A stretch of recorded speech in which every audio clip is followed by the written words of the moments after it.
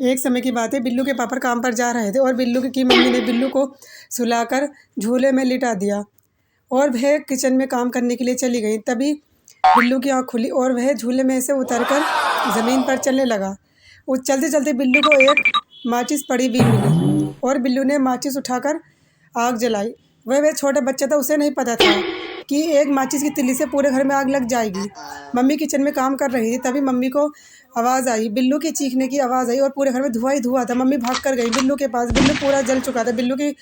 बिल्लू के पापा को बिल्लू की मम्मी ने तुरंत फ़ोन लगाया और बताया। पूरे घर में आग इतनी ज़्यादा फैल चुकी थी। बिल्लू की मम्मी बहुत ज़्यादा रो रही थी और मन ही मन बहुत ज़्यादा परेशान थी। बिल्लू झूले में इतना ज़्यादा परेशान था और रो रहा था।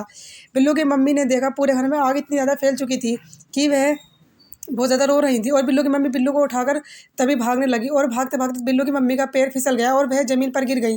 तभी एक मोटी सी लकड़ी बिल्लू की मम्मी के ऊपर गिर गई और वह दोनों, बिल्लू और उसकी मम्मी, घायल हो गए। तभी पापा पहुँच गए। पापा ने बिल्लू की मम्मी को उठाया और हॉस्पिटल लेके चले गए। हॉस्पिटल में डॉक्टर ने बोला कि अब ये दुनिया में नहीं रही।